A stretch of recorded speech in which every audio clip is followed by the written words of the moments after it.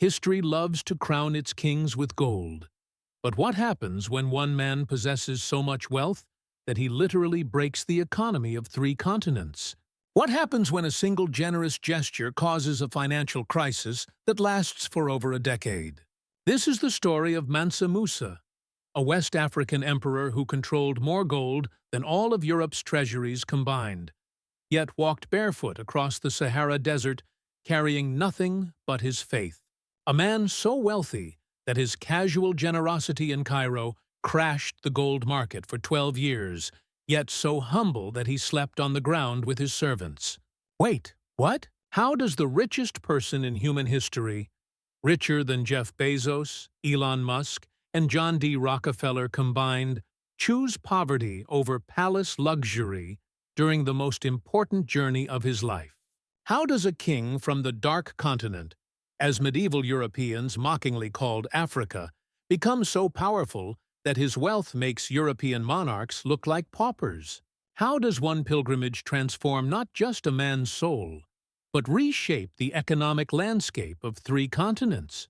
This is the story of ultimate power, incredible faith, and the crushing weight of being history's greatest king that most of the world has forgotten. By the end of this tale, you'll understand why Mansa Musa's legacy makes every other display of wealth in human history look like pocket change. Picture the world in 1324. Europe is struggling through famines and political chaos. The Black Death looms on the horizon. English peasants are eating bark to survive, while their kings squabble over muddy territories. Meanwhile, in West Africa, the Mali Empire stretches across an area larger than Western Europe, controlling trade routes that funnel gold and salt across the known world. This isn't the Africa of colonial stereotypes. This is a sophisticated civilization with universities, libraries, and architectural marvels that rival anything in Europe. Timbuktu is a gleaming center of learning, where scholars debate philosophy and mathematics, while European universities are still in their infancy. And at the heart of this golden empire sits a man whose wealth is so vast that contemporary chroniclers struggle to find adequate words to describe it. But wealth without purpose is just hoarded metal. Mansa Musa is about to embark on a journey that will announce Mali's existence to the world in the most spectacular way possible. He's going to take 60,000 people, 12,000 slaves carrying solid gold bars, and enough camels to darken the horizon on a pilgrimage to Mecca. What seems like a simple religious journey will become the most expensive publicity stunt in human history, forever changing how the world sees Africa and its power. But first, we need to understand how a young prince from the grasslands of West Africa became the man who made pharaohs look poor. The year is 1280. And in the fertile Niger River Valley, a child is born who will reshape the medieval world's understanding of wealth and power. But Musa's path to the throne isn't the typical prince's tale. It's a story of patience, political brilliance, and being in exactly the right place when destiny calls. Mali, in the 13th century, is already a powerhouse, built on the back of 2 precious commodities that drive medieval global trade: gold and salt. While European kings fight over patches of farmland, Mali controls the bambouk and bure, goldfields, natural treasures that produce more gold than anywhere else on Earth. But here's what makes this empire truly remarkable. They've mastered something Europeans haven't figured out yet: international trade, diplomacy. Picture yourself as a young Musa, watching caravans stretch to the horizon. These aren't just trade expeditions, they're moving cities. Thousands of camels carrying salt from the Saharan mines of Tagaza, where slaves work in conditions so brutal that few survive more than 5 years. That white gold travels south, where it's traded pound for pound with yellow gold from mines that Arabs call the treasury of the world. The profits from this trade aren't just substantial, they're astronomical. But Musa isn't born to rule. He's a deputy, a prince in waiting, serving under his predecessor, Abu Bakr II. Frankened, And here's where the story takes its first incredible turn. Abu Bakr Sao, Urti Tunapur, Tanin becomes obsessed with exploration, convinced that vast lands lie beyond the Atlantic Ocean. In 1311, he does something unprecedented for a medieval king. He abdicates his throne to lead a massive naval expedition into the unknown Atlantic. 200 ships filled with men, supplies, and treasure disappear beyond the horizon, never to return. Suddenly, Musa finds himself inheriting an empire at its absolute peak of power and wealth. But here's the moment that defines him. Instead of mourning his predecessor's failure, Musa sees opportunity. His first major test comes immediately. The transition of power in medieval Africa isn't guaranteed. Rival claimants, ambitious generals, and neighboring kingdoms all see Mali's momentary vulnerability as their chance to strike. What happens next reveals the strategic brilliance that will make Musa legendary. Instead of hoarding his inherited wealth like a typical medieval king, Musa does something counterintuitive. He spends it massively. He launches a campaign of infrastructure development that makes Rome's public works look modest. Roads connecting distant provinces, rest stops for traders, and most importantly, a series of fortress cities that serve both as military strongholds and economic hubs. But Musa's greatest early triumph isn't military, it's diplomatic. He realizes that Mali's wealth only matters if the world knows about it. He begins sending embassies loaded with gold gifts to neighboring kingdoms, not as tribute, but as advertisements of Mali's power. When the King of Morocco receives a delegation carrying more gold than his entire treasury, he doesn't see potential conquest. He sees a valuable ally. Within 5 years of taking power, Musa has transformed Mali from a regional kingdom into a medieval superpower that commands respect from the Atlantic to the Red Sea. Trade routes that once avoided Mali now compete to establish permanent presence there. The empire's borders expand not through conquest, but because neighboring territories voluntarily seek incorporation into this economic powerhouse. And then, Musa makes the decision that will make him immortal in human history. It starts with a simple religious obligation that every Muslim who can afford it must fulfill once in their lifetime: the Hajj pilgrimage to Mecca. But when the richest man in history decides to fulfill his religious duties, the simple pilgrimage becomes something the world has never seen before. The year is 1324, and Mansa Musa is about to orchestrate the most spectacular display of wealth in human history. But this isn't just about showing off. It's a calculated geopolitical masterstroke that will announce Mali's power to 3 continents. Picture the preparation. For months, the Mali Empire mobilizes resources on a scale that defies medieval imagination. 60,000 people will make this journey. Soldiers, scholars, merchants, servants, and slaves. 12,000 of those slaves will carry nothing but solid gold bars, weighing approximately 4 pounds each. We're talking about roughly 48,000 pounds of pure gold, traveling in human hands across 4,000 miles of desert and civilization. But here's what makes this extraordinary. Musa insists on traveling with the humility befitting a pilgrim.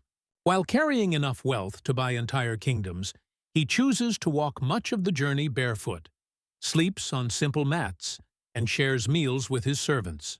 It's a contradiction that confounds everyone who witnesses it. Ultimate power expressed through ultimate humility. The caravan that leaves Mali in 1324 is unlike anything the world has ever seen. Contemporary chroniclers describe it as a moving golden city.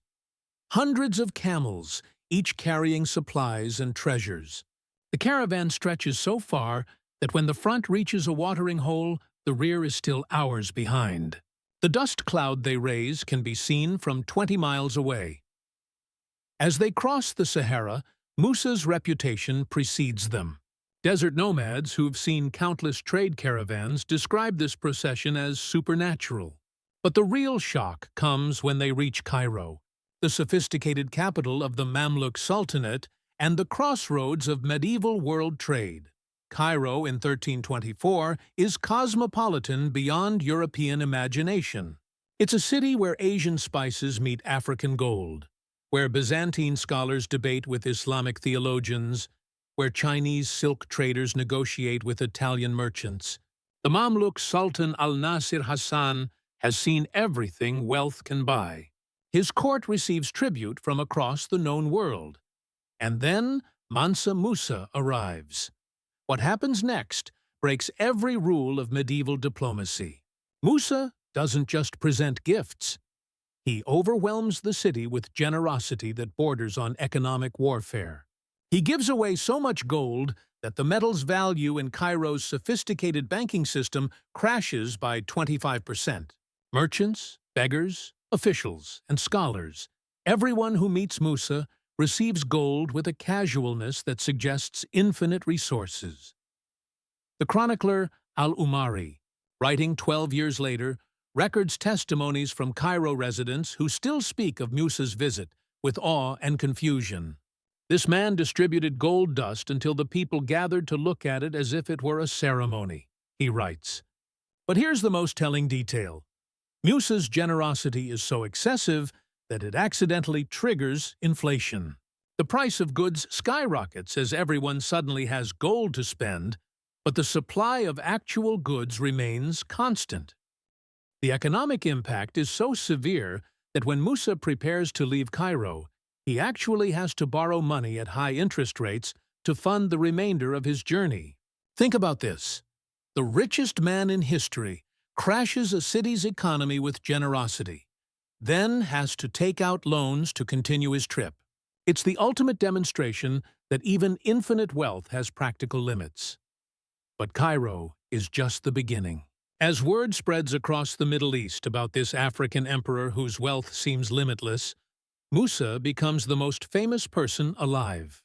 Maps begin marking Mali's location with unprecedented detail.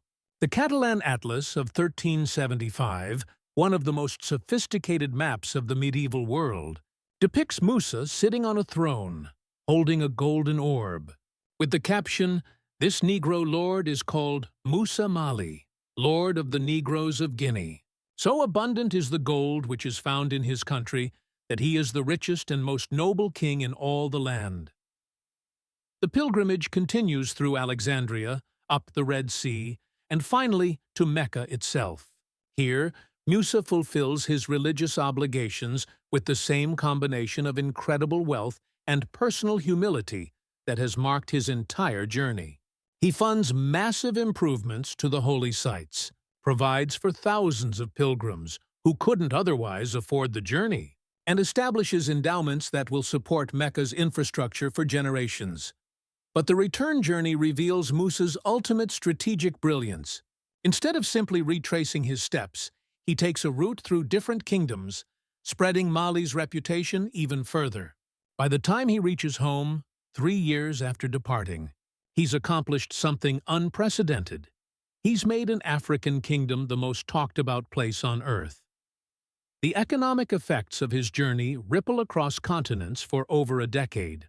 European maps, which previously showed Africa as an unknown wasteland populated by mythical creatures, suddenly feature detailed depictions of Mali as a source of incredible wealth. Trade routes adjust to accommodate new demand for West African gold.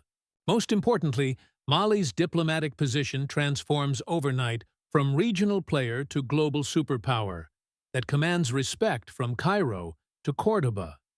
However, power of this magnitude creates problems Musa never anticipated. Success on this scale brings attention from people with very different intentions than friendship and trade. The triumphant return to Mali in 1327 should mark the pinnacle of Musa's reign. He successfully announced his empire to the world, established diplomatic relationships across 3 continents, and returned with architectural plans and scholarly knowledge that will transform Timbuktu into a world-class center of learning. But ultimate success carries ultimate consequences. The first challenge comes from within.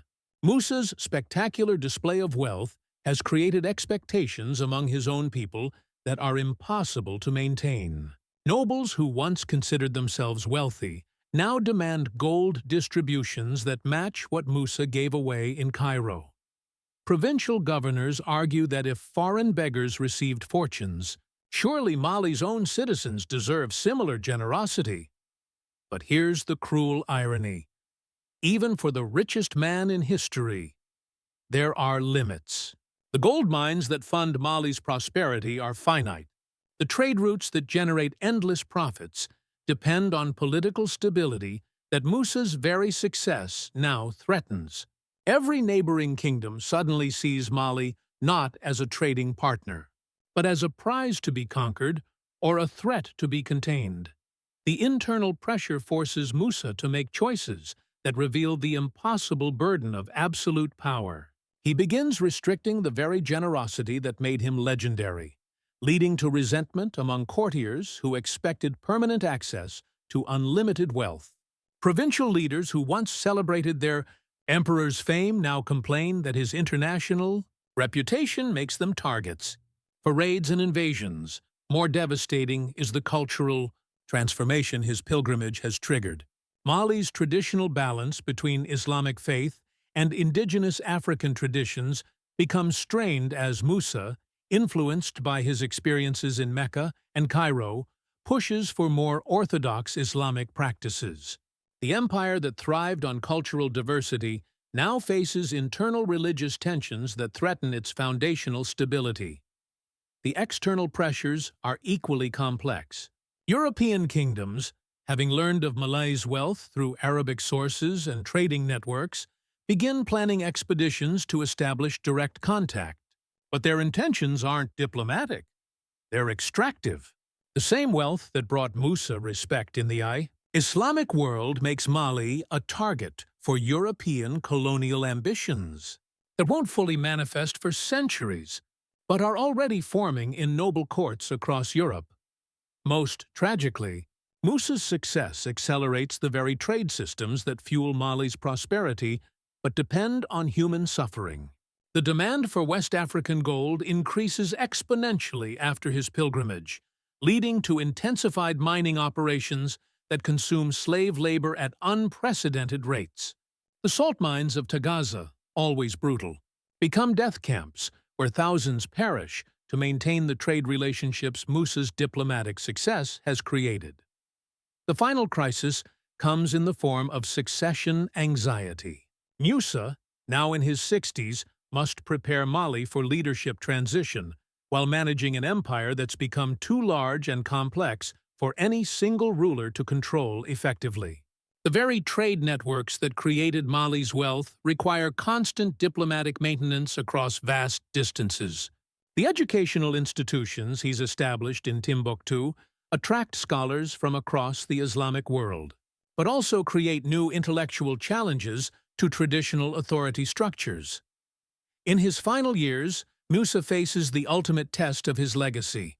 Does he try to maintain the impossible standard of wealth and generosity his pilgrimage established? Or does he accept that sustainable prosperity requires accepting limitations? The choice reveals the profound loneliness of absolute power. Every decision affects millions of lives, yet ultimately, the responsibility falls on one man's shoulders. The great emperor who once walked barefoot across the Sahara while commanding the world's greatest fortune now walks the corridors of his palace, weighing choices that will determine whether Mali survives his death or fragments under the pressure of its own success. His greatest triumph, making Mali known to the world, may also prove to be his greatest curse. Mansa Musa dies around 1337, having ruled Mali for approximately 27 years. His immediate legacy is a transformed world where Africa is no longer the dark continent of European imagination, but a recognized center of wealth, learning, and power that commands global respect. The economic effects of his famous pilgrimage continue rippling through history long after his death. The gold market disruption he caused in Cairo becomes a case study in medieval economics, demonstrating how individual actions can reshape international financial systems. More importantly, his journey establishes trade relationships between West Africa and the Middle East that persist for centuries, creating economic networks that will survive even the later disruptions of European colonization. But Musa's true legacy lies in the institutions he created, rather than the wealth he displayed. The University of Timbuktu, expanded during his reign, becomes one of the world's great centers of learning, housing hundreds of thousands of manuscripts on subjects ranging from astronomy to theology.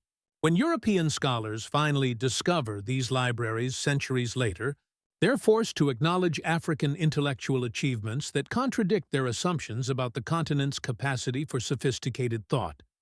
However, the moral complexity of Musa's reign defies simple hero worship.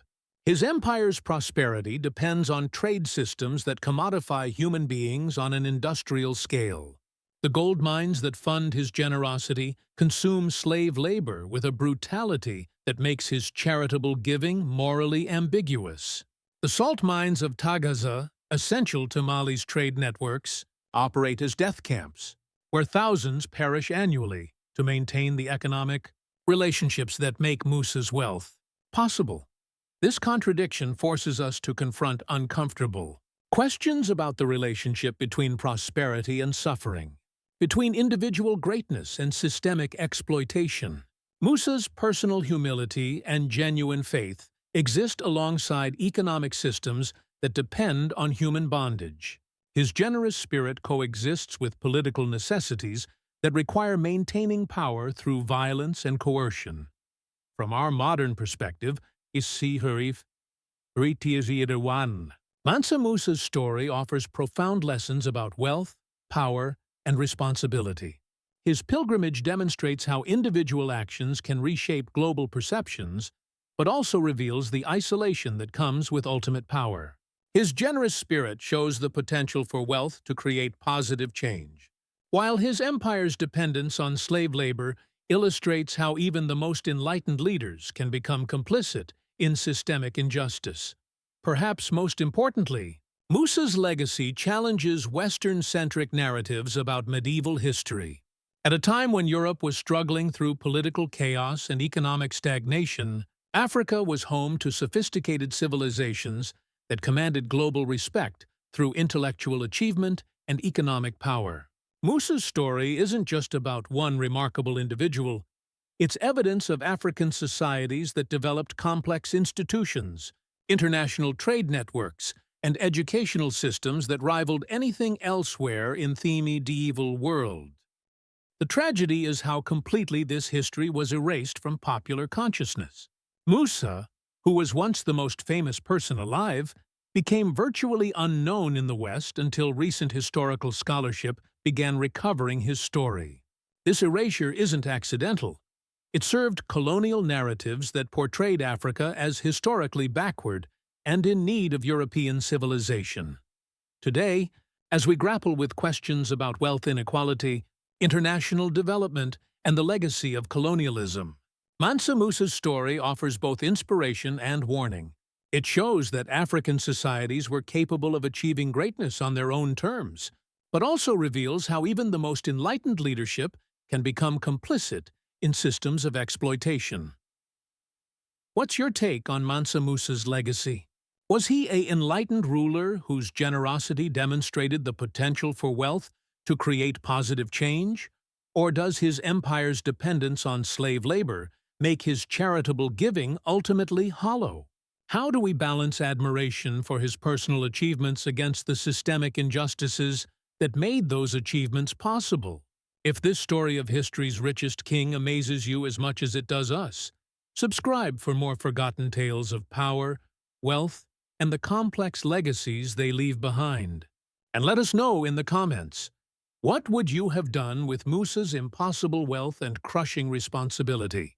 The choices he faced reveal truths about power and human nature that remain relevant today.